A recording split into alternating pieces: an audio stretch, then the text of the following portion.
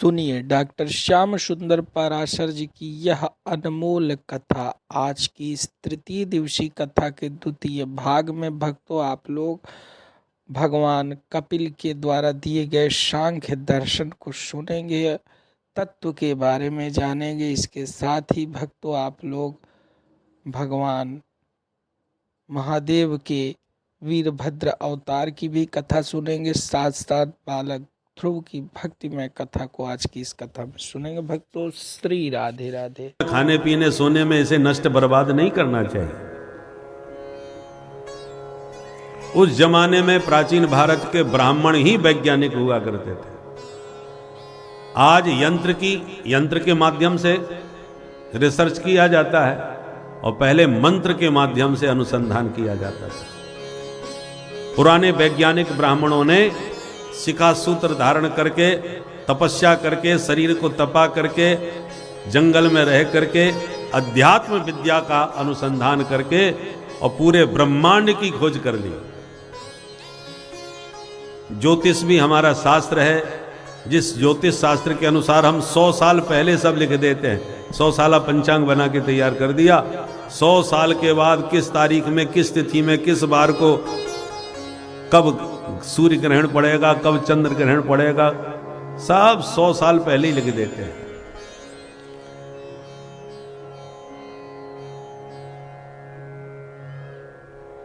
₹2 का पंचांग आता था, निर्णय सागर आदि, साल भर की सारी जानकारी उसमें मिल जाती थी।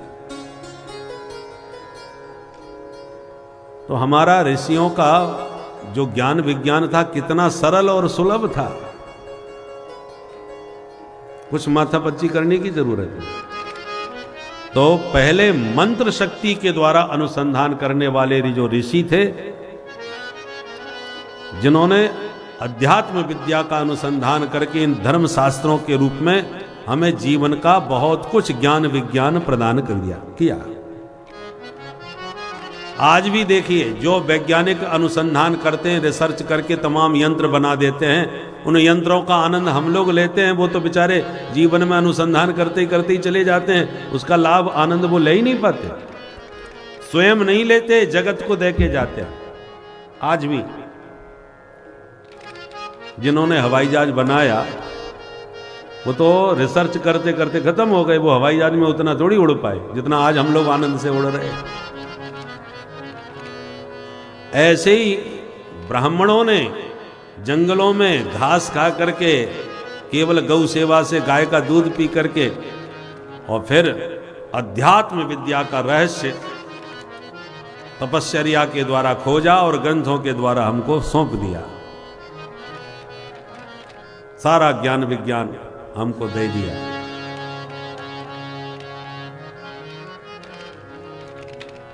वो सब के सब ऋषि, रिसर्च करने वाले सब प्रायः ब्राह्मण थे।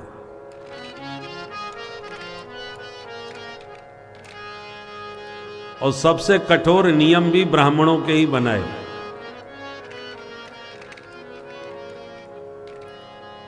फिर भी न जाने कैसी मानसिकता आजकल जातिवाद की भर दी गई है कि लगभग जिन ब्राह्मणों ने अपनी तपस्या के बल पर तपा करके जो हमें ज्ञान विज्ञान दिया, हम लोग आजकल उन्हीं की निंदा करने लगे हैं, उन्हीं को कोसने लगे हैं, उन्हीं पर आरोप प्रत्यारोप लगाने लगे हैं। कि जातिवाद के विष ने सामाजिक वातावरण को कितना विषाक्त कर दिया है।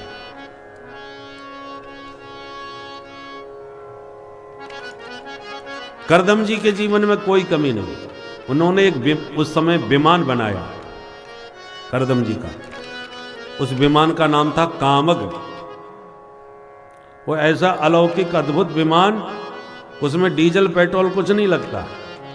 विमान में बैठ के बस कामना करो कि हमें हरिद्वार जाना है, पट से उड़ के हरिद्वार पहुंच जाएगा।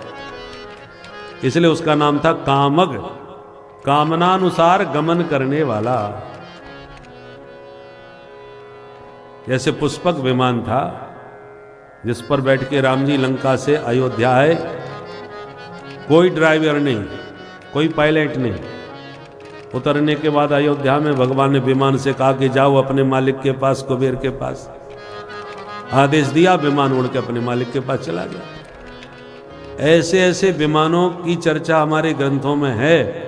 तो पहले लोग कल्पना, ये तो हजारों साल पहले, विमान तो अभी कुछ ही साल पहले तैयार हुए हैं, ग्रंथ में तो हजारों साल पहले विमानों की चर्चा है।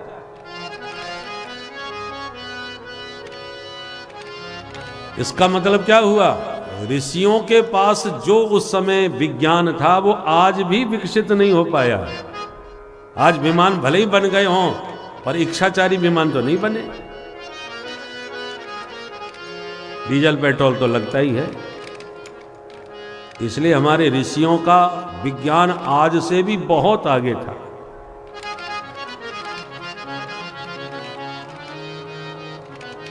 यूं समझो, आजकल वैसे खूब भविष्यवाणी हो रही है कि वह 26 से 32 तक जैसी आराम होने वाला है, और वातावरण भी ऐसा कुछ बन रहा है। कल्पना कीजिए, यदि विश्व युद्ध हुआ, जो टकराव चल रहे हैं देशों में, तनातनी चल रही है चारों तरफ, और विश्व युद्ध छुड़ गया और उसमें परमाणु प्रयोग हो गया, परमाणु युद्ध, तो कितने बचेंगे? लगभग लोग समाप्त हो जाएंगे, कुछ ही बचेंगे। कहते हैं कि कितने 8 अरब के लगभग पहुंच गए लोग, तो 50-60 करोड़ यदि बच भी गए तो न के बराबर।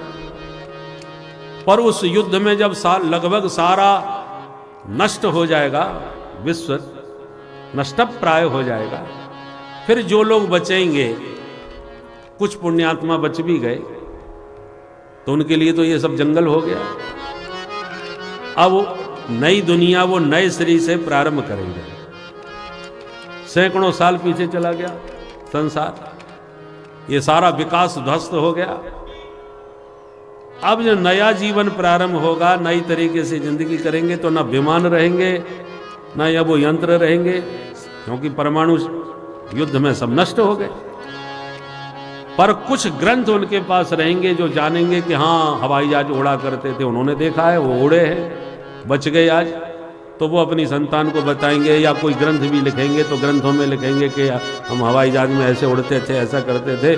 पर अब वो पीढ़ी जो आगे बढ़ेगी वो तो ग्रंथों में ही पढ़ेगी कि हवाई जहाज उड़ा करते थे। अब उड़ना तो बंद हो गया, क्योंकि कई साल पीछे चले गए। अब तो केवल खाने पीने और जीने, कैसे जिया जाए उतना ही जीवन रहेगा। फिर धीरे धीरे विकसित होंगे, तो जो नई पीढ़ी आएगी वो कहेगी ये सब गपाष्टक है, कहाँ विमान उड़ते हैं ऊपर आकाश में, हमें दाने दाने के मोहताज हो रहे, आकाश में कोई कैसे उड़ता होगा? सैकड़ों लोग एक साथ उड़ते थे। आज जो हम देख रहे हैं वो नई पीढ़ी उस काल में जब नष्ट हो जाएगा तो विश्वास नहीं करेगी, पर ग्रंथों में पढ़ेगी, हाँ लिखा तो है, सब उड़ा करते थे। फिर उन ग्रंथों के आधार पर नया नया आविष्कार होगा कि होते थे, तो चलो कोशिश करते हैं हम दोबारा। वही स्थिति, पहले ये सारे विमान थे जिनकी चर्चा ग्रंथों में है, परंतु जब महाभारत का युद्ध हुआ 5000 साल पहले, उस महायुद्ध में बड़े बड़े दिव्यास्त्रों का प्रयोग हुआ महावीरों के द्वारा, तो लगभग संसार नष्टप्राय हो गया। अब दोबारा ये विकास चालू हुआ। विमान पहले जो महाभारत काल में उड़ते थे, राम जी विमान में बैठ करके आए लंका से, तो कुछ साल पहले लोग मानते नहीं थे, परंतु अब विज्ञान ने विमान बना दिए तो अब विश्वास हो गया, नहीं इसका मतलब पहले भी रहा, हुआ करते होंगे विमान, परंतु अब भी उस स्थिति में नहीं पहुंचे हैं। कामक विमान जैसा तो कोई नहीं बना अभी।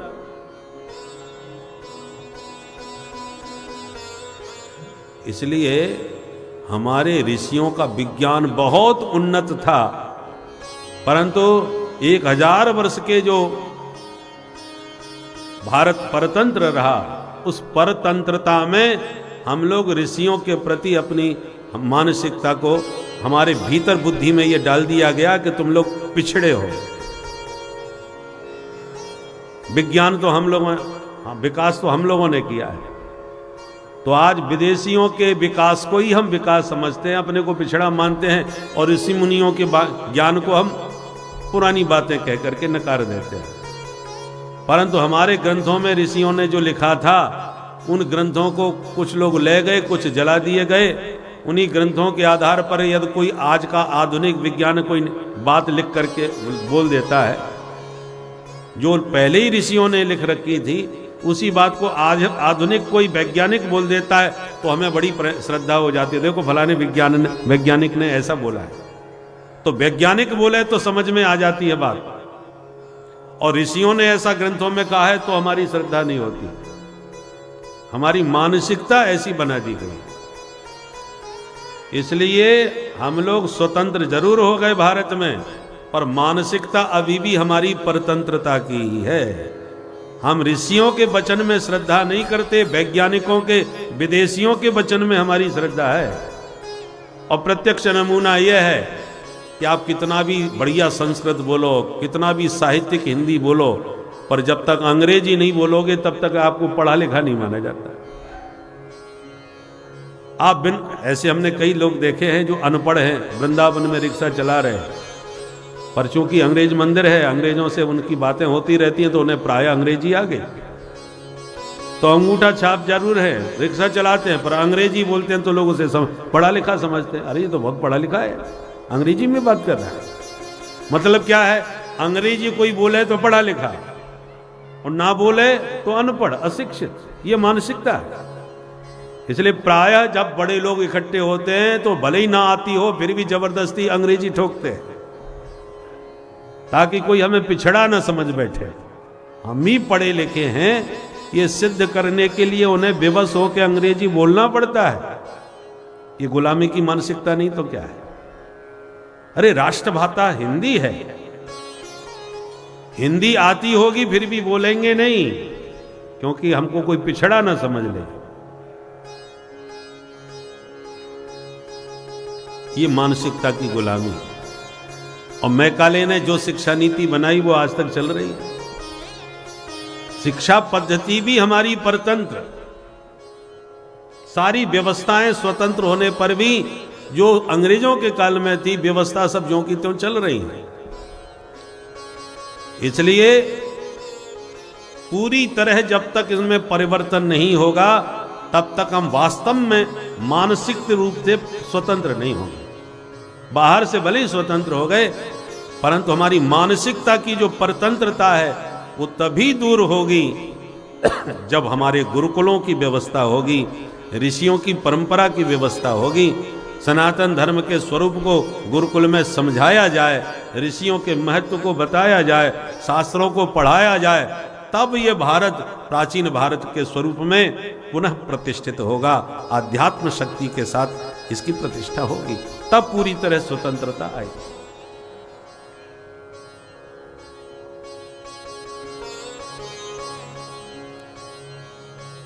तो करदम जी ने विमान बनाया, इतना सब विकास किया, बेटा बेटी सब अनुकूल, तब भी अपना घर छोड़ करके भजन करने, तपस्या करने चले गए क्योंकि ब्राह्मणों का यही धर्म होता है।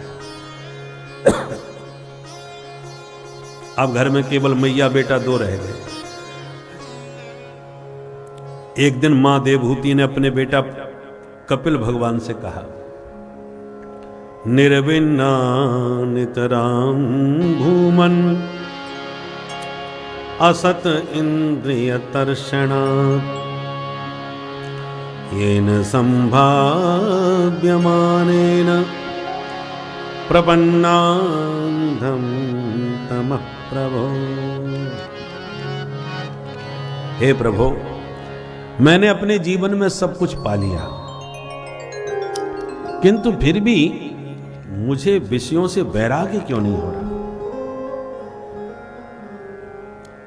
कामक विमान में मैं बैठ करके सारे सुख भोगी, अनुसुईया अरुंधति जैसी बेटी मिल गई, कपिल तेरे जैसा बेटा मिल गया, भृगु वशिष्ठ जैसे दामाद मिल गए, सब कुछ मिल गया जीवन में जो मिलना चाहिए, फिर भी मेरा विषयों से वैराग्य नहीं होता।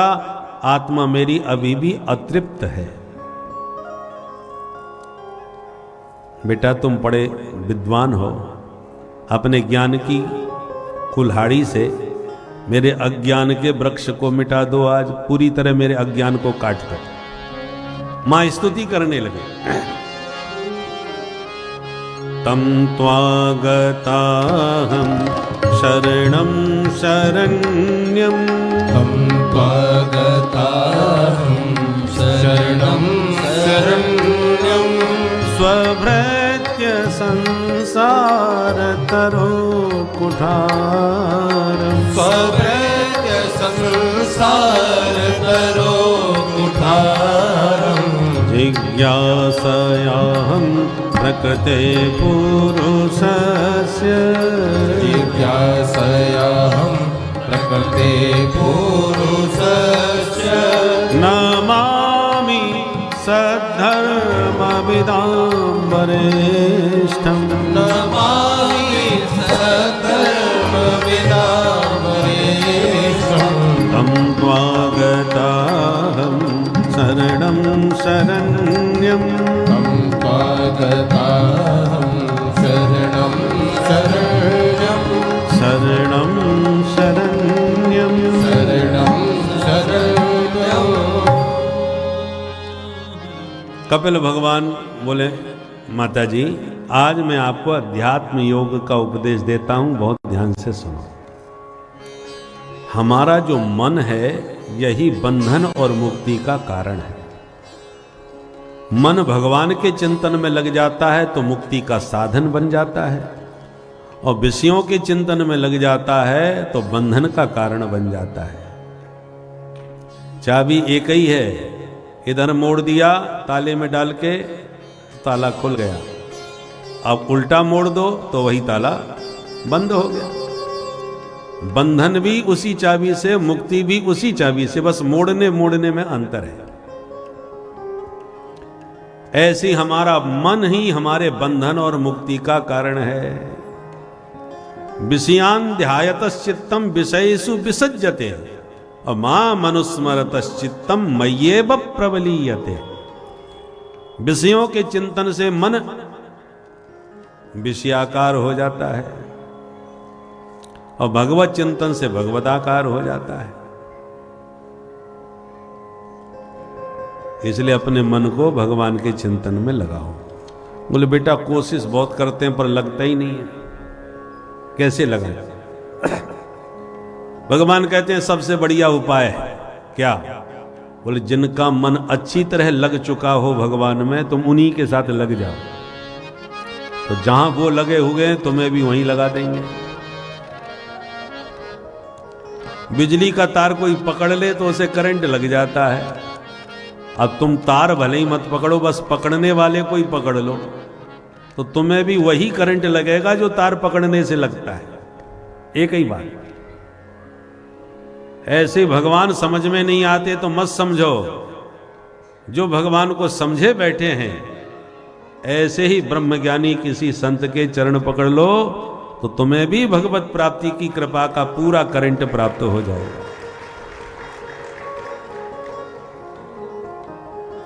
तो बेटा ये कैसे पता चलेगा कि कौन सिद्ध भगवत प्राप्त महात्मा है? महात्मा की पहचान क्या है? बोले देखो कपड़ा रंग करके तो कोई भी महात्मा बन सकता है। बाहर की सिर्फ वेशभूषा से ही किसी को साधु कभी मत समझ लेना। वेशभूषा में है तो प्रणाम कर लो, चक्कर में न पड़ो। सीधी सी सच्चे साधु की पहचान बताते हैं। साधु भेष में कोई भी हो प्रणाम करो, आदर करो, भेष का सम्मान।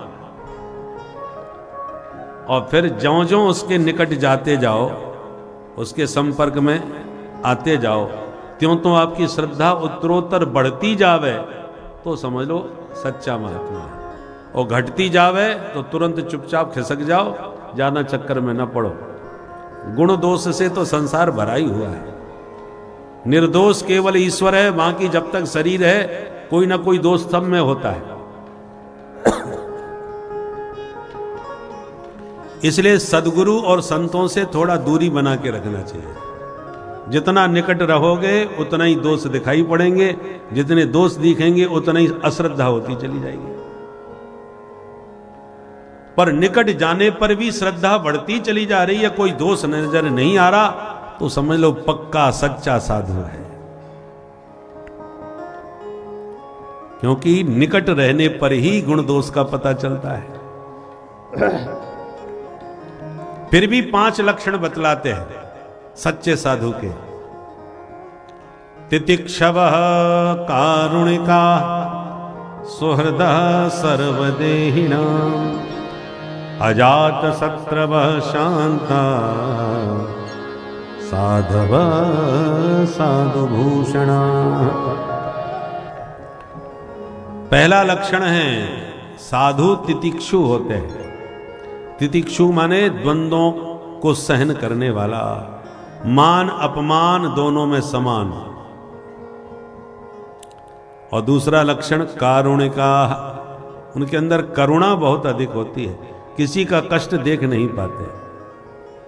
तीसरा लक्षण सुहृदः सर्वदेहिनां, प्रत्येक शरीरधारी हमारा सुहृद है, हमारा परिवार है। वसुधैव कुटुंबकम, सबको अपना समझते हैं, पराया कोई उन्हें दिखाई नहीं पड़ता, सबसे प्रेम करते हैं। चौथा अजात शत्रवः, अजात शत्रु होते हैं, स्वप्न में भी कभी किसी से अपनी दुश्मनी नहीं पालते, शत्रु नहीं मानते। क्यों नहीं मानते? क्योंकि सबके भीतर अपने प्रभु का उन्हें दर्शन होने लगता है।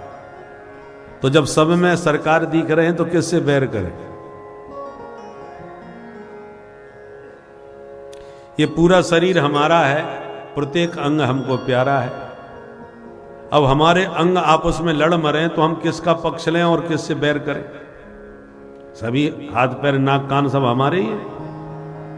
कभी कभी होता है भोजन करते समय जीभ कट जाती है, अब मुंह पकड़ के बैठ गए, जोड़ से जीभ कट गई।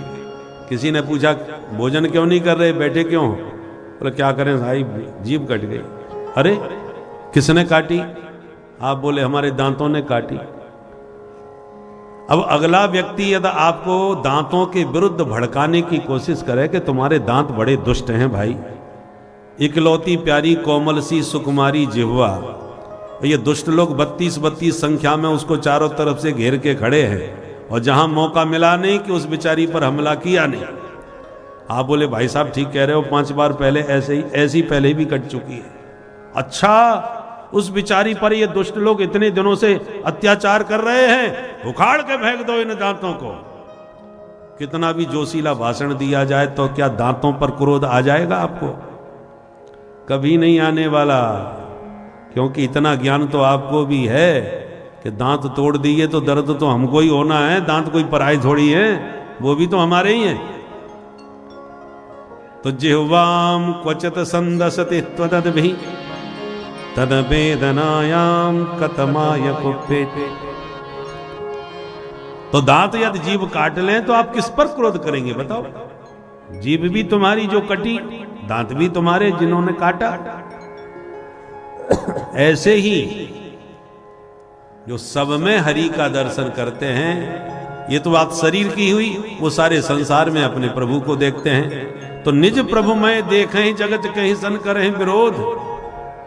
जब सब में अपने सरकार दिख रहे हैं तो किससे बैर विरोध करें?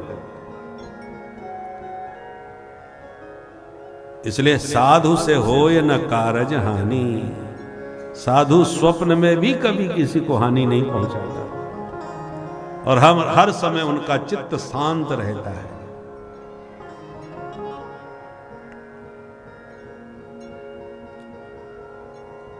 जैसे दीपक की लौ स्थिर होती है, कब? जब हवा न चल रही हो तब। हवा तेज होती जाएगी, लौ चंचल होती जाएगी। ऐसे ही हमारे भीतर कामनाओं की बयार चलती है तो हमारा चित्त चंचल होता है, और कामनाओं से मुक्त जिसका चित्त होता है, मन में कोई इच्छा नहीं, कोई कामना नहीं, कोई वासना नहीं, तो चित्त स्थिर हो जाता है। ध्यान में। ध्यानम निर्विषयम मनः, ध्यान का अर्थ क्या है? मन में कोई विषय चिंतन न हो, लग गया ध्यान। हमारे अंदर इतनी कामनाएं इच्छाएं भरी पड़ी हैं कि आंख बंद करी नहीं कि दुनिया भर की बातें याद आनी चालू हो जाती है। आज वहां जाना था, उससे इतना रुपया लेना था और उसने दिया कि नहीं, और उससे लिया कि नहीं, इतनी बातें चालू हो जाएंगी कि ध्यान व्यान सब धरा रह जाएगा, केवल आंख बंद करके बैठे रह जाते हैं। साधु संतों का चित्त क्यों ध्यान में लग जाता है? क्योंकि उनके अंदर कोई कामना शेष नहीं रहती, किसी से कोई लेना कछु लेना न देना, मगन रहना है, इसलिए मस्त रहते हैं। ऐसे सिद्ध मस्त महात्माओं का संग करो तो उन संतों की संगति से आपका भी मन अपने आप प्रभु में लगने लगेगा, क्योंकि संगत की रंगत जरूर आती है। नेताजी के साथ घूमने भर लग जाओ तो अपने आप नेतागिरी करना आ जाएगा। पहलवानों के साथ अखाड़े में दाव पेच दिखाने लग जाओ, धीरे धीरे पहलवान बन जाओगे। विद्वानों के साथ बैठने लग जाओ तो सुन सुन के अपने आप विद्वान बन जाओगे। जुआरी के साथ बैठने लग जाओ, जुआ खेलना अपने आप आ जाएगा। शराबी के साथ बैठने लगे जाओ तो एक आध ढक्कन एक किसी न किसी ने पिला ही देगा, और एक दिन आएगा कि खड़े खड़े बोतल खाली करना आ जाएगा। सब संगत की रंगत है। तो संत बनना है तो पहले संतों का संग करो। इसलिए कबीरदास जी कहते हैं, अरे संतन के संग लाग रे तेरी अच्छी बनेगी, संतन के संग लाग रे तेरी अच्छी बनेगी, संतन के संग लाग रे तेरी अच्छी बनेगी, संतन के संग लाग रे तेरी अच्छी बनेगी, अच्छी बनेगी तेरी किस्मत जगेगी, अच्छी बनेगी तेरी किस्मत जगेगी, अच्छी बनेगी तेरी किस्मत जगेगी, अच्छी बनेगी तेरी किस्मत जगेगी। और होए तेरो बड़ भाग रे, भाग रे होए तेरो बड़ भाग रे तेरी अच्छी बनेगी, होए तेरो बड़ भाग रे तेरी अच्छी बनेगी, संतन के संग लाग रे तेरी अच्छी बनेगी, संतन के संग लाग रे तेरी अच्छी बनेगी। जय हो।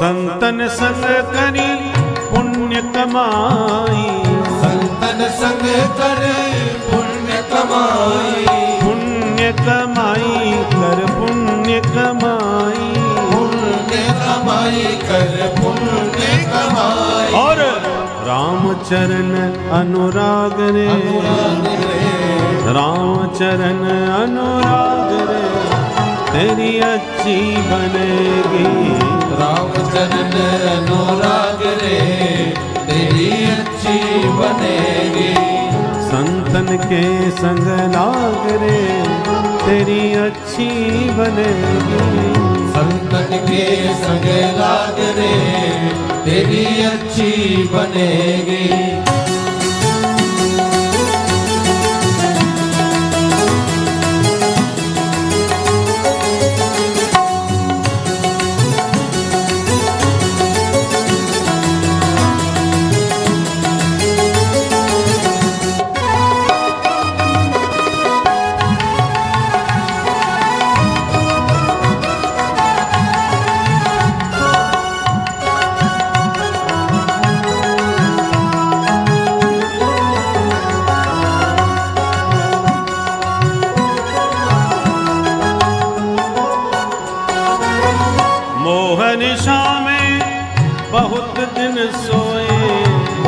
निशा में बहुत दिन सोए, बहुत दिन सोए, बहुत दिन सोए, बहुत दिन सोए, बहुत दिन सोए। अब जाग सके तो अब जाग रे, जाग रे, जाग सके तो अब जाग रे, तेरी अच्छी बनेगी।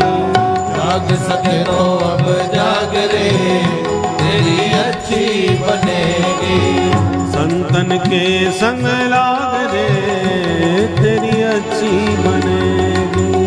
संतन के संग लाग रे, तेरी अच्छी बनेगी।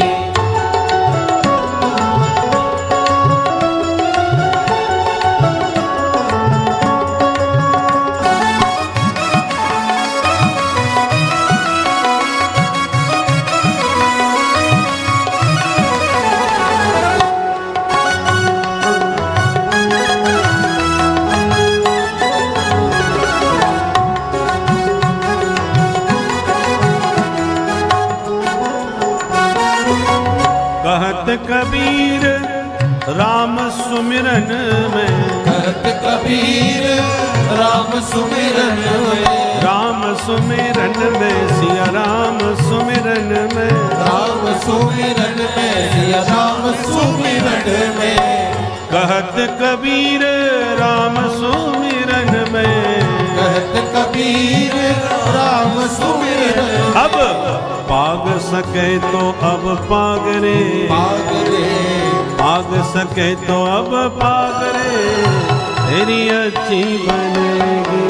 पाग सके तो अब पाग रे, तेरी अच्छी बनेगी। संतन के संग लाग रे, तेरी अच्छी बनेगी। संतन के संग लाग रे, तेरी अच्छी बनेगी। तेरी बिगड़ी बने, वो तेरी बिगड़ी बने, तेरी किस्मत जगे, तेरी किस्मत जगे, वो तेरी किस्मत जगे, तेरी किस्मत जगे, तेरी किस्मत जगेगी। बोल सद्गुरुदेव भगवान की। जय। इसलिए बिना संत कृपा के, भगवंत कृपा के हम पात्र नहीं बन पाते। संत गोविंद के गुणानुवाद गा गा करके अपने जैसा आपको भी बना देंगे। अतान गांग्रे स्तव कीर्ति तीर्थयो अंतर बहि स्नान विरोध पाप मना। पारस की बड़ी महिमा है। पारस मणि लोहे से छुपा दो तो लोहा सोना बन जाता है। पर संत की महिमा उससे भी बढ़ करके है। क्यों? पारस मणि ने तो लोहे को सोना बनाया, अपने जैसा पारस मणि तो नहीं बना दिया लोहे को।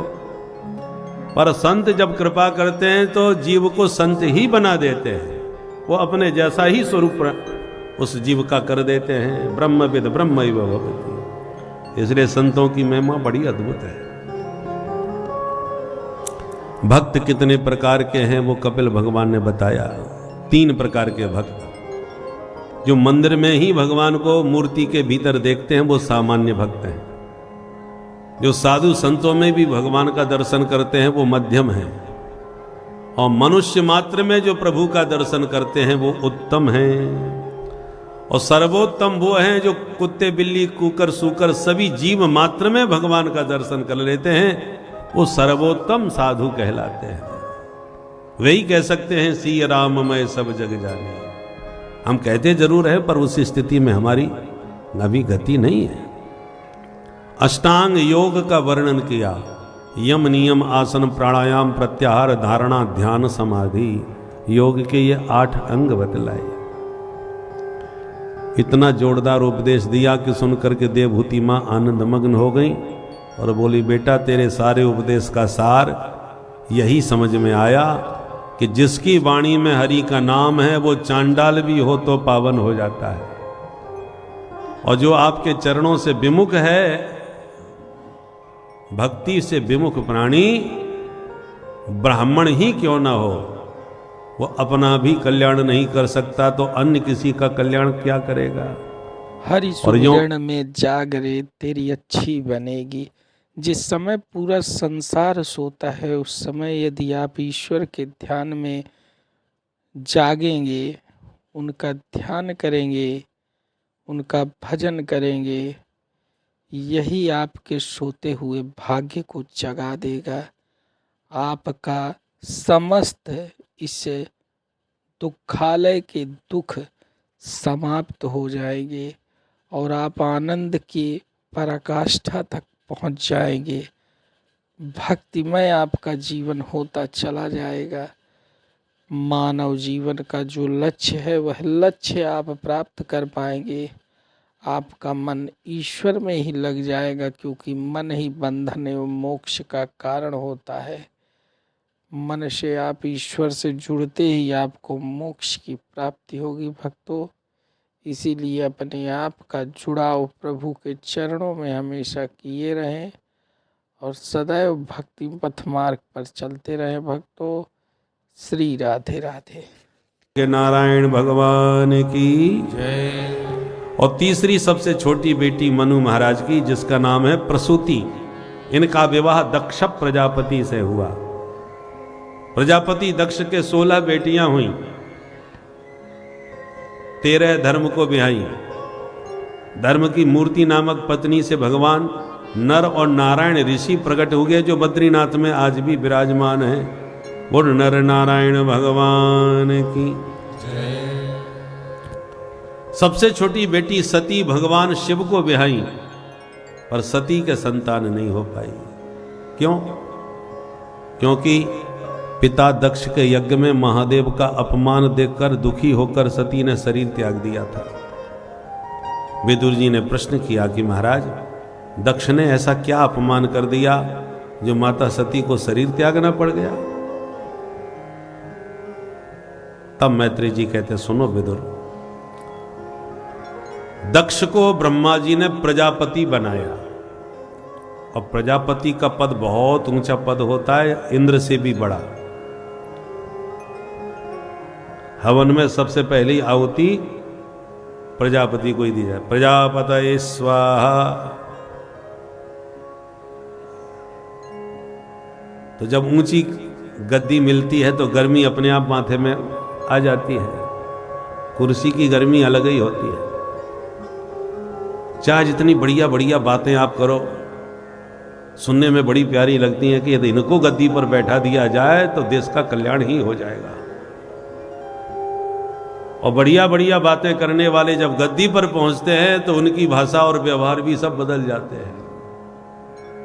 गद्दी की गर्मी ही अलग होती है। जो कल तक ये भी कहा करते थे कि भाई कुर्सी में कुछ गड़बड़ है, यहां पर जाति लोगों की बुद्धि खराब हो जाती है, तो लोगों को आशा हो गई कि ये तो पढ़े लिखे नेताजी हैं, बढ़िया, यदि इनको कुर्सी पर बैठा दिया जाए तो देश का भविष्य बदल देंगे। सो दिल्ली की गद्दी पर उन्हीं को बैठा दिया, और बैठते ही महाराज अपने आलीशान शीश महल बनाने में लग गए श्रीमान जी। और जितनी बढ़िया बढ़िया बातें थी सो उनकी भाषा भी सब बदल गई पूरी। ये कुर्सी का चक्कर ही बड़ा विचित्र है।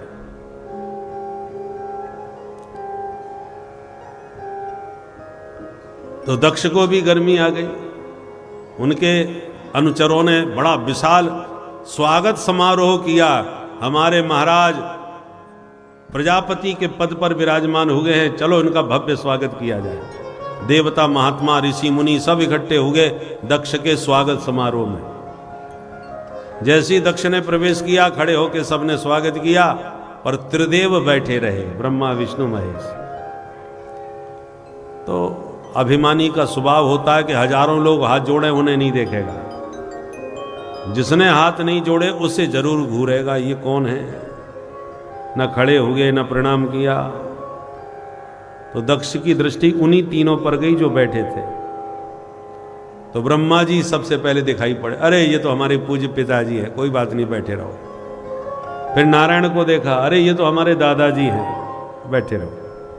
और फिर शंकर जी को देखा, सोई मूड खराब हो गया। इसको तो मैंने अपनी बेटी ब्याही है, तो मैं तो इसका ससुर हूं, इसने खड़े होकर मुझे दंडोत प्रणाम कैसे नहीं किया। तिल मिला करके दक्ष ने गद्दी पर पहुंचते ही भाषण चालू कर दिया। श्रूयताम ब्रह्म रसयो में सहदेवा सहाग्नया।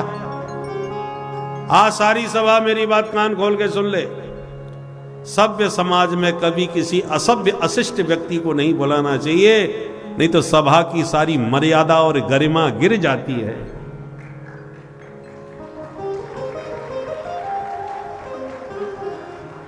तो जितने सभा के सदस्य थे एक दूसरे का मुंह ताकने लगे, यहां असभ्य कौन आ गया भाई? भाई सभापति का भाषण अंत में होना चाहिए, ये तो आती चालू हो गए, कोई खास बात होगी? दक्ष ने कहा इधर उधर क्या देख रहे हो, ये तुम्हें शंकर नजर नहीं आता क्या? राम राम राम। अरे इसे सभ्यता तो तब आती जब सभ्य लोगों के बीच में बैठे उठे। 24 घंटे तो भूत प्रेतों के संग घूमता रहता है, चिता की मरघट की राख लगा करके घूमता है, इसको तो छूने का भी धर्म नहीं है। नरमुंडों की माला, चिता की भस्म, इसके साथ बैठने में हमको शर्म आती है, लज्जा लगती है। एक ने कहा ऐसे मत बोलो, आपके दामाद हैं, जब बिटिया ब्याही इनको तब आपको ये दोस्त दिखाई नहीं पड़े थे क्या? वो तो शुरू से ऐसे है। सो और गर्मी खा गया, ये मेरा दामाद। अरे कहाँ मेरी मृगलोचनी बेटी सती, और कहाँ ये बंदर जैसी आंख वाला शंकर। ग्रहीत्वा मृगशावाक्षा पाणी मरकट लोचना, मैंने इस मरकट लोचन शंकर से अपनी मृग लोचना बेटी का विवाह कर दिया। मेरी बिल्कुल इच्छा नहीं थी, पर हमारे पूज्य पिता ब्रह्मा जी बैठे, इनसे पूछो, इन्होंने मुझे विवश कर दिया, तो अब बाप की बात रखने के लिए मुझे बेटी ब्याहनी पड़ी। अब भोले बाबा के बगल में खड़े नंदीश्वर, उनका मूड खराब हो गया। हरिहर निंदा सुनाए जो काना, होए पाप गऊ घात समाना। मेरे मालिक की निंदा मैं नहीं सुन सकता। भोलेनाथ आप कुछ बोलते क्यों नहीं? और आप नहीं बोल पा रहे तो मुझे आज्ञा दो, 1 मिनट में इसकी बोलती बंद करूं, कुछ ज्यादा ही बड़बड़ा रहा है। भोलेनाथ ने मुस्कुरा के कहा रहने दो भाई, बुरा भला जैसा भी हो, हमारे ससुर साहब हैं, और बेटा ससुराल की गाली सबको सुननी पड़ती है। जब सब सुनते हैं तो हम भी सुन लेते हैं, क्या भाई? अब नंदीश्वर शांत, जब ससुराल वाली बात आ गई तो हम क्या बोले। अब आप किसी को क्रोध में गाली दो, सुनने वाला शांति से बैठ के सुने तो और ज्यादा क्रोध बढ़ता है। बोले बाबा कुछ बोले ही नहीं रहे और ये गाली पर गाली दिए जा रहे हैं। अंत में क्रोध में भर के शाप दे दिया, मैं शंकर को शाप देता हूं, आज के बाद किसी यज्ञ में इसको भाग न दिया जाए। जब शिव जी को शाप दिया तब नंदीश्वर से सहन नहीं हुआ, उठ के खड़े हो गए। हे प्रजापति, पद के मद में महादेव की महिमा भूल गए, जो मुंह में आ रहा है बके जा रहे हो। मैं भी शाप देता हूं तुमको बकरे का मुंह लग जाए। बकरा बहुत बक बक करता है, अंत में उसी की बलि चढ़ाई जाती है। तो दक्ष के पक्ष में भृगु जी उठ के खड़े हो गए, दाढ़ी पर हाथ घुमा के बोले, हे नंदीश्वर, ससुर दामाद की आपसी लड़ाई तू बीच में क्यों बोला?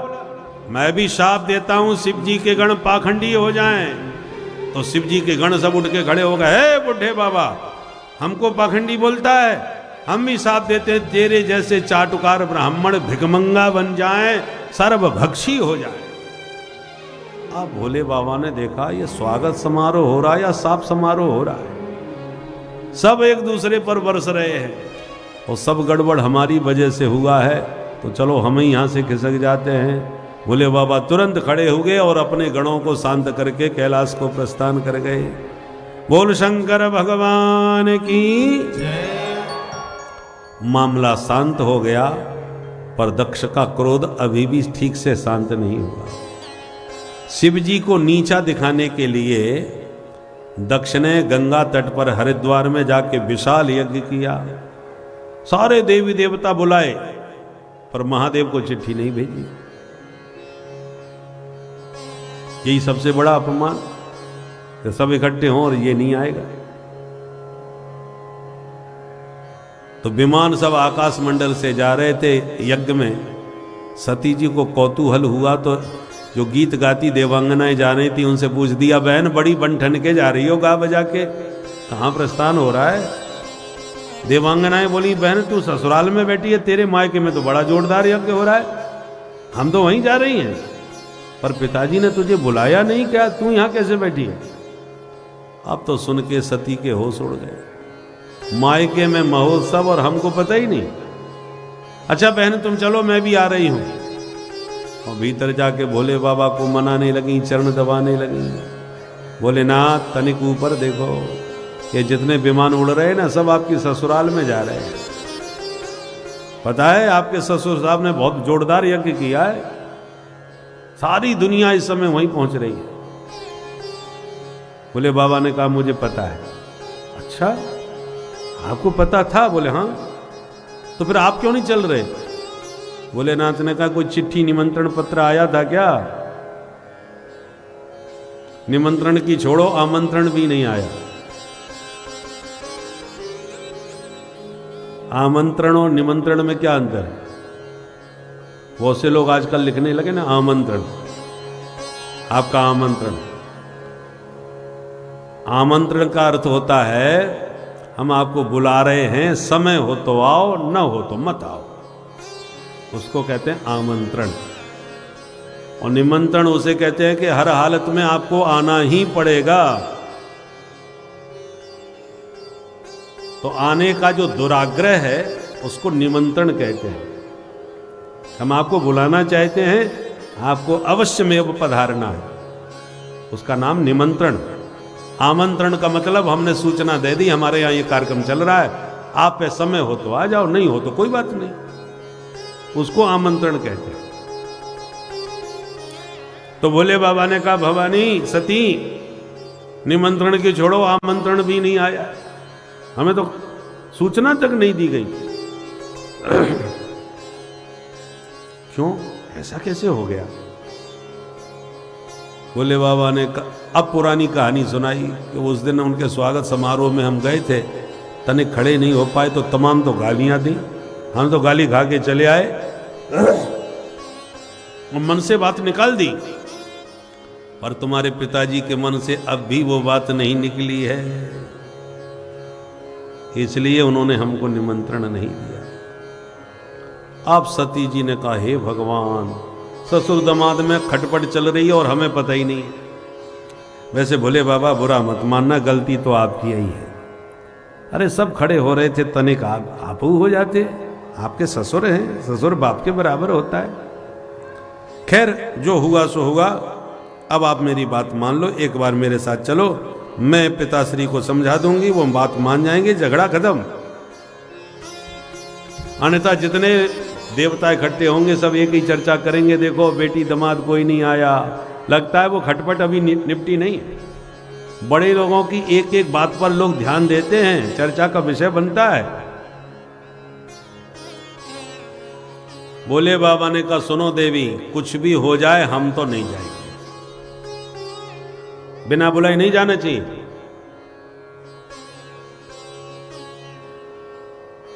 उनके स्वागत समारोह में गए तो साफ समारोह हो गया, और बिना बुलाए कहीं यज्ञ समारोह में चले गए तो वहीं युद्ध समारोह हो जाएगा। इसलिए हम तो बिल्कुल नहीं जाने वाले, और हमारी बात मान लो, तुम भी मत जाओ, इसी में भलाई। अब सती जी की आंखें लाल, क्रोध में। मायके में जाने से मना कर दो माताओं को, फिर तो चेहरा देखने लायक ही होता है। सती जी का भयंकर मूड खराब। बोले बाबा समझ गए, भेजने में भी भलाई नहीं और रोकने में भी कल्याण नहीं, क्या करें? होई सो जो राम रे चिरागा। बोले बाबा ने कहा ठीक है देवी, तुम्हारा मन है तो जो तुम्हें उचित लगता हो सो करो, हमारी तरफ से कोई रोक टोक नहीं। और यूं कह के बाबा ने तो लगा ली समाधि। अब सती जी दुविधा में फंस गई, जाना चाहिए कि नहीं जाना चाहिए, मेरे ऊपर छोड़ दिया। जब मायके की याद आवे तो तुरंत निकल पड़े, और भोले बाबा का ध्यान आवे तो वापस लौट आवे। निष्क्रामति निर्विशति द्विधा ससा। अंत में सती जी ने निर्णय लिया, ऐसे यज्ञ बार बार नहीं होते, मैं तो पक्का जाऊंगी। और दूर तक निकल गई। भोले बाबा ने नेत्र खोल के देखा कि अब तो लंबी निकल गई, अब नहीं लौटने वाली, तो तुरंत अपने गणों से कहा कि जाओ आदर के साथ इन्हें पहुंचा के आओ। तो रुद्रगण चले, माता जी हम भी चले आपके साथ? बोले हाँ सब चलो। तो सब सती जी को लेकर के पहुंच गए। बोलो सती महारानी की जय जयकार करते शंभुगण पहुंच गए। पर दक्ष के डर के कारण किसी ने भी सती जी को ना प्रणाम किया, ना उनकी तरफ देखा। सच्चे मन से यदि हृदय से मिली तो केवल उनकी माता जी। सादर भल ये मिली एक माता, सादर भल ये मिली एक माता, भगनी मिली बहुत मुस्काता, भगनी मिली बहुत मुस्काता, सादर भल ये मिली एक माता, सादर भल ये मिली एक माता, सादर भल ये मिली भल ही मिली, भल ही मिली। माँ तो बड़े प्यार से मिली, बहनें खूब हंसने लगी, पर पिताजी ने तो सती को देखते ही मुंह फेर लिया। सती जी को बड़ा बुरा लगा, पिताजी तो हमको देख के मुंह फेर लिए। कोई बात नहीं, पिताजी हैं, छोड़ो। और यज्ञशाला पर जब ध्यान गया तो सारे देवताओं के हिस्से अलग अलग नाम सहित सजे हुए रखे हैं, और भोले बाबा का कहीं कोई नाम नहीं, कहीं कोई स्थान नहीं, कोई भाग नहीं। अरुद्र भागम तम अवेक्ष चाध्वरम, यज्ञ में महादेव का कोई स्थान नहीं। ये जान करके सती जी को इतना भयंकर क्रोध आया कि दक्ष को अपने पिता को ही फटकारती हुई बोली, पिताश्री तुम मेरे पिता हो, ये जानकर आज मुझे अपने आप से ग्लानि हो रही है। मेरा जन्म तुम जैसे शिवद्रोही से हुआ है। शिव मेरे प्राणाधार है, जीवनाधार है, और उनसे कोई बैर विरोध करे उससे मैं कोई नाता नहीं रखना चाहती। पर जब तक मेरा शरीर रहेगा लोग दक्ष कुमारी कह के बुलाते रहेंगे, मैं तुम्हारा नाम अपने नाम के साथ कभी जोड़ना नहीं चाहती। और ये हमारा तुम्हारा संबंध तभी टूटेगा जब ये शरीर छूटेगा। इसलिए तुम्हारे से नाता तोड़ने के लिए इस शरीर को ही आज छोड़ देती हूं। और यूं कह के पद्मासन में बैठकर महादेव के चरणों का ध्यान लगा के एक क्षण में माता सती ने शरीर त्याग दिया। माता का शरीर छूटा तो रुद्रगण साथ में जो आए थे वो क्रोध में भर गए, उपद्रव करने लगे, मारो काटो चिल्लाने लगे। यज्ञाचार्य भृगु जी ने ऐसा मंत्र पढ़ा कि अनेक अग्निकुंड से देवता प्रकट हो गए, जिन्होंने भूत प्रेतों को मार पीट के भगा दिया। नारद जी ने दौड़ के सारा समाचार महादेव को सुना दिया। भोलेनाथ गजब हो गया। क्या हुआ? बोले माता सती पिताजी से मिलने गई थी, दुष्ट दक्ष ने मिलना तो दूर रहा, बेटी में इतना जोड़ का धक्का मारा कि बेचारी हवन कुंड में गिर गई। संवाददाताओं की अपनी अपनी शैली होती है, रोड कैसे चटपटी खबर बनाई जाए। नारद जी ने जैसे ही माता सती के निधन का समाचार सुनाया, महादेव को भयंकर क्रोध आया। जटा उखाड़ के भोले बाबा ने पटक दी। वीरभद्र उस जटा में से प्रकट हो गए, हाथ जोड़ के बोले महादेव क्या आज्ञा है? भोले बाबा ने कहा दक्षम सयज्ञम जही, दक्ष को यज्ञ सहित समाप्त कर दो। आदेश मिलते ही काल बन करके वीरभद्र चल पड़े। कराल दष्टो ज्वलदग्नि मूर्धज कपाल माली विमदा योदा योद। भूत प्रेतों की असंख्य सेना उनके साथ चल पड़ी। भूत प्रेतों ने जब दौड़ना चालू किया तो इतना भयंकर तूफान आ गया कि पूरा आकाश धूल से आच्छादित हो गया, अंधेरा छा गया। इस आंधी को देख करके देवता जो यज्ञशाला में बैठे घबरा गए, देखो देखो कैसी आंधी आ रही है। एक ने कहा आंधी का मौसम तो है नहीं, बिना मौसम के आंधी कहां से आ गई? दूसरा बोला मुझे तो लगता है कहीं डकैती पड़ी है, डकैत भाग रहे हैं, डकैतों के भागने से धूल उड़ रही है। तो तीसरा बोला डकैत तो हो नहीं सकते, ये तो गारंटी है। क्या? बोले इस समय बड़ा कठोर शासन चल रहा है, बड़े बड़े अपराधी स्वयं अपने प्राण बचाने के लिए जेल में जाना चाहते हैं कि जेल में रहेंगे तो ही प्राण बचेंगे, नहीं तो कब किसकी गाड़ी पलट जाए कोई भरोसा नहीं। इसलिए डकैत नहीं हो सकते ये। तो मामला क्या है? जब तक कुछ समझ में आ पाता तब तक तूफान ने यज्ञशाला को घेर लिया। भूत प्रेत नजर आए तो देवता घबराए, जोर से चिल्लाए भागो। वीरभद्र ने कहा पकड़ो, एक न जाने पावे। जिसने यज्ञ में भाग लिया है वो भाग लेके भागेगा यहां से। टूट पड़े सारे भूत प्रेत, पकड़ लिए सभी देवी देवताओं को बंधक बना लिया। यज्ञाचार्य भृगु जी को पकड़ लिया। कोई यज्ञशाला उखाड़ने लग गया तो कोई भंडार गृह में घुस गया, वो खीर की कढ़ाई में कूद कूद के हर हर महादेव सब भंडारा चौपट कर डाला। किसी ने दौड़ करके यज्ञाचार्य भृगु जी की दाढ़ी पकड़ के उखाड़ डाली, तो किसी ने मार मुक्का पूषा देवता की 32 तोड़ डाली। किसी ने दोनों आंखें डाल करके भग देवता की आंखें नोच डाली। और वीरभद्र ने दौड़ करके दक्ष को पटका और सिर को मरोड़ करके धड़ से ही उखाड़ दिया और दक्ष का सिर उखाड़ के हवन कुंड में स्वाहा। बोल शंकर भगवान की जय। सारा यज्ञ विध्वंस करके भूत प्रेत भाग गए और खंडित हो गए देवता बेचारे जो बचे थे। रोते रोते सीधे ब्रह्मलोक में पहुंचे ब्रह्मा जी के पास। हे विधाता, जिंदगी में बहुत यज्ञ देखे पर इतना खतरनाक यज्ञ आज तक नहीं देखा। यज्ञ में अपना भाग लेने गए थे भंडारे में कुछ पाने के लिए, मिला जुला कुछ नहीं, हमारा ही भाग और चला गया महाराज। ब्रह्मा जी ने कहा बिना विचारे जो करे सो पाछे पछताए। सोचे समझे बिना करोगे तो यही परिणाम होगा। अरे जिस यज्ञ में ब्रह्मा विष्णु महेश हम तीनों नहीं गए, तुम लोग क्यों चले गए? सारे देवता कान पकड़ के बोले अब खाई सो खाई, आगे खाई तो राम दुहाई, दोबारा ये गलती नहीं करेंगे। भोले बाबा ने, भगवान ब्रह्मा जी ने कहा कि जाओ भोले बाबा से माफी मांगो, गलती की है तुम लोगों ने। सारे देवता कान पकड़ के बोले उनके पास तो भूल के भी नहीं जाएंगे, उन्हीं के भूत प्रेतों ने तो मार पीट के हमारी ये दुर्दशा कर दी, आप उल्टा उन्हीं के पास भेज रहे हो, अब की बार जिंदा नहीं बचेंगे। ब्रह्मा जी बोले भाई तुम अभी भगवान शंकर को जानते नहीं, बहुत जल्दी खुश होते हैं, आशुतोष हैं। अच्छा फिर भी तुम्हें विश्वास नहीं होता, मैं चलता हूं तुम्हारे साथ। सोई राजी हो गए और ब्रह्मा जी को आगे करके सारे देवता आए। ब्रह्मा जी को देखते ही भोले बाबा ने खड़े होकर उन्हें प्रणाम करके आसन दिया और ब्रह्मा जी ने देवताओं को इशारा किया आप जल्दी दंडोत करो। तो सारे देवता चरणों में गिर के महादेव की स्तुति करने लगे।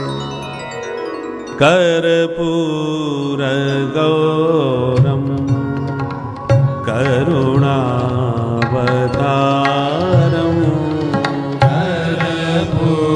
सभी गाइए।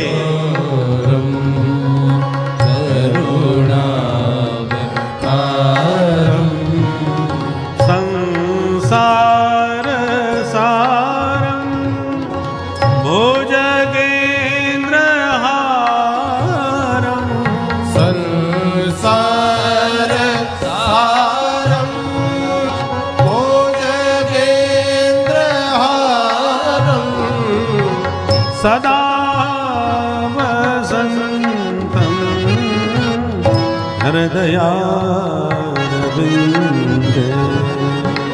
सदा वसंतम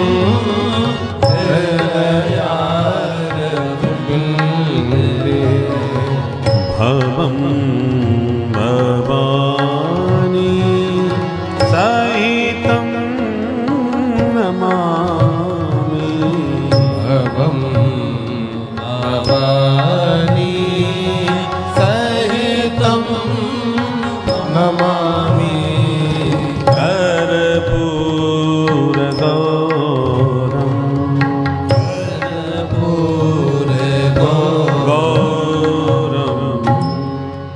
बोल शंकर भगवान की जय। महादेव प्रसन्न हो गए। देवताओं से कहा बोलो भाई कैसे आना हुआ। अब भृगु जी बार बार ब्रह्मा जी को इशारा करें, आप ही कहो कुछ। तो ब्रह्मा जी ने कहा भोलेनाथ, यज्ञ में हमारे भृगु बाबा की आपके भूत प्रेतों ने दाढ़ी नोच करके स्वाहा कर दी, अब इन पर कृपा करो, ये बिना दाढ़ी के रह नहीं पा रहे। भोलेनाथ ने कहा अच्छा आप कह रहे हो तो पूरी दाढ़ी तो नहीं मिलेगी, पर हाँ बकरे जैसी थोड़ी सी दाढ़ी इनको लग जाएगी। भृगु जी ने कहा कोई बात नहीं, हम तो फ्रिंच कट से ही काम चला लेंगे और थोड़ी बहुत दाढ़ी होनी जरूर चाहिए। पूषा देवता ने कहा कि ये तो बिना दाढ़ी के काम चला लेते, मेरे मुंह में तो एक भी दांत नहीं बचा, पूरा वेदांती बना दिया, अब मैं भोजन कैसे करूंगा।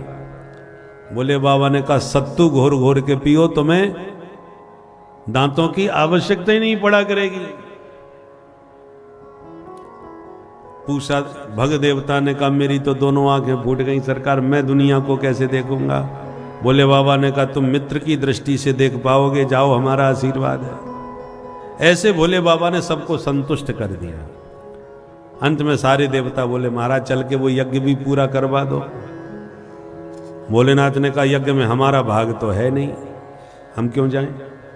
तब सबने मिलके कहा ए सते रुद्र भागोस्तु यदुच्छिष्टो ध्वरस्य वै यज्ञस्ते रुद्र भागेन कल्पता मध्य यज्ञहन। भोलेनाथ हम लोगों ने निर्णय लिया है यज्ञ में जो अवशिष्ट सामग्री होगी वो सब आपका ही भाग माना जाएगा। भोलेनाथ खुश हो गए, जोई राम सोई राम, जो बच जाए वही सही भाई, चलो हम चलते हैं। राजी हो गए। भोले बाबा आए और यज्ञशाला में पहुंचते बोले बुलाओ यजमान। बोले सरकार यजमान का धड़ तो धरा है और सिर स्वाहा हो चुका है, अब क्या करें। तो भोले बाबा ने बकरे का मुंह दक्ष के धड़ से जोड़ दिया और उन्हें पुनर्जीवन प्रदान कर दिया। जैसे ही दक्ष जीवित हुए उन्होंने महादेव के चरणों में प्रणाम किया, बहुत प्यारी स्तुति गाई। पर भोले बाबा को हंसी आ गई, हमारे ससुर साहब की पूरी भाषा बदल गई। तो जैसे बकरा करता है बम बम बम बम बम बम, तो भोले बाबा को भी पूजा करने के बाद बम बम बम बम जरूर बोलना चाहिए। भोले बाबा को अपने ससुर जी की याद आ जाती है और महादेव प्रसन्न हो जाते हैं। बोल शंकर भगवान की जैसे ही महादेव प्रसन्न हुए तो तुरंत भगवान श्री हरि नारायण यज्ञशाला में प्रकट हो गए। श्री हरि का दर्शन करके सारे देवता महात्मा एक एक करके स्तुति करने लगे। सबसे अंत में ब्राह्मणों ने स्तुति करते हुए कहा त्वं क्रतुस्त्वं हविस्त्वं हुतास स्वयं त्वं हि मंत्र समिर्दर्भ पात्राणि च त्वं सदस्वर्त्वजो दंपति देवता अग्निहोत्रं स्वधा सोम आज्यं वसु बम पुरं रसाया महासुकरो दशया पद्मनिं वारणेन्द्रो यथा सोयमानो नदल्लीलया योगिभिर्विजहर तत्कई गात्रयक्रतो। बहुत प्यारी स्तुति ब्राह्मणों ने कही कि प्रभु आप ही यज्ञ हो, आप ही हविष्यान हो, आप ही उसके हुताशा हो, भोगने वाले हो, आप ही मंत्र हो, आप ही समिधाएं हो, आप ही कुशा हो, आप ही पात्र हो, आप ही सदस्य हो, आप ही ऋत्विज हो, आप ही देवता हो, आप ही दंपति हो, अर्थात संपूर्ण यज्ञ आपका ही स्वरूप है। ऐसे हे यज्ञ भगवान आपके चरणों में प्रणाम। ठाकुर जी ने प्रसन्न होकर देवता महात्माओं को समझाया कि अहम ब्रह्मा च सर्वश्च जगतः कारणम परम। मुझ में, ब्रह्मा में और शिव में किसी प्रकार का अंतर मत समझिए आप। मैं सृष्टि करने के लिए ब्रह्मा बनता हूं, पालन के लिए विष्णु बनता हूं, संहार के लिए मैं ही शिव हूं।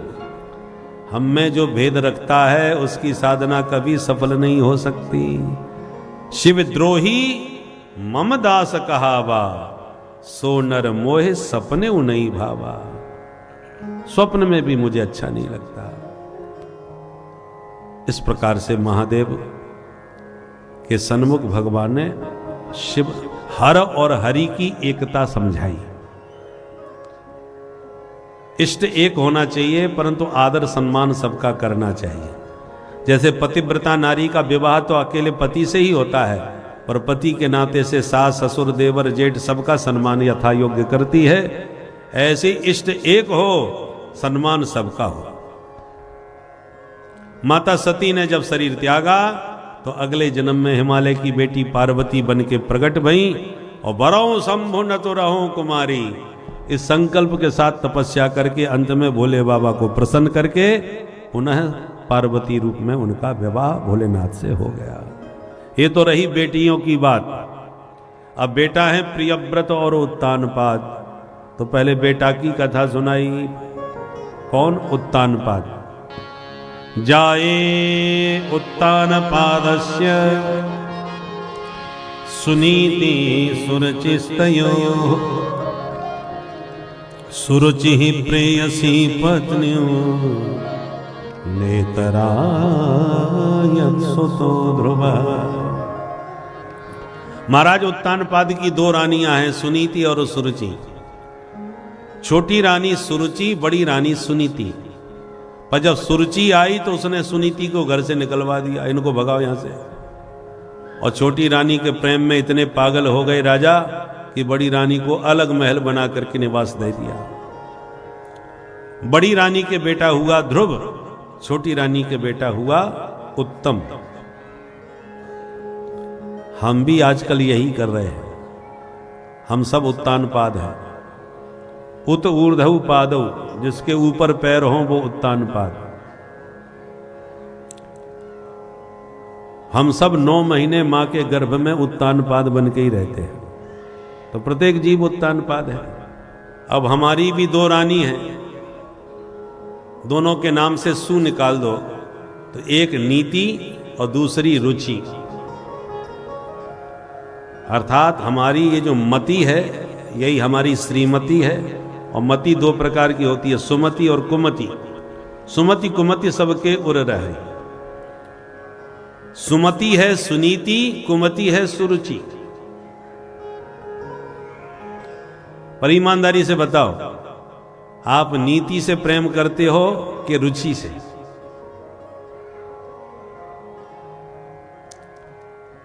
नीति कहती है कि ब्रह्म मुहूर्त में सैया त्याग देना चाहिए, ब्राह्मे मुहूर्त उत्थाय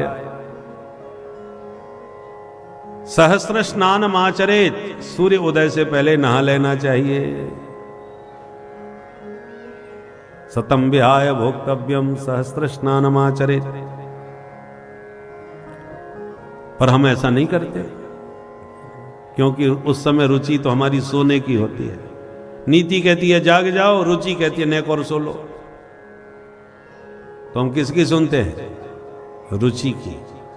ये जानते हैं कि ब्रह्म मुहूर्त में जगना चाहिए, सब जानते हैं। नीति तो यही कहती है, पर जगते कोई नहीं है, क्योंकि सब अपनी रुचि को महत्व देते हैं। सब सुरुचि के दास हैं, उत्तानपाद की तरह। कहीं भी देख लो, किसी भी व्यवहार में देख लो, किसी ने 50 लाख रुपया सूटकेस में भर के दे दिए, लो अपना कमीशन, अब हमारी बढ़िया फाइल बना के ऊपर भेजो। अब पद पर बैठा अधिकारी कहता है, नीति कहती है कि ये भ्रष्टाचार है, बेईमानी है, नहीं करना चाहिए। और भीतर बैठी रुचि कहती है कि नोट बड़े जोरदार है, नहीं लोगे तो गाड़ी बंगला कैसे बनाओगे, तमाम करोड़ों रुपया खर्च करके तो ये कुर्सी मिली है।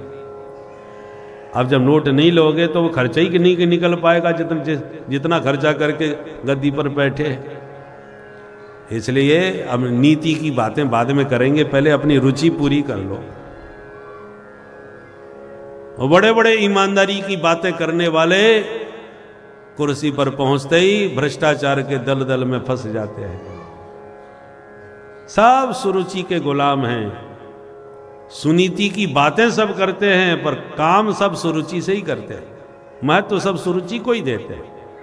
तो हम सभी उत्तानपाद हैं, हम सबकी वही स्थिति है, सुरुचि के दास।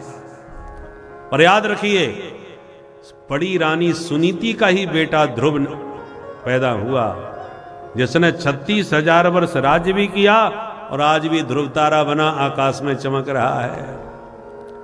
उसी प्रकार समाज में भ्रष्टाचारियों की तो भीड़ भरी पड़ी है, पर इस भीड़ में कोई ना कोई एक सदाचारी ऐसा होता है जो समाज में अपनी छाप ध्रुव तारे की तरह छोड़ करके जाता है। कि भाई एक नेता ऐसा भी हुआ था जो देश का प्रधानमंत्री बनने के बाद में भी मात्र 26,000 रुपए का कर्जा चुकता नहीं कर पाया था अपने बैंक से। ऐसा भारत का लाल बहादुर शास्त्री, इतने ईमानदार।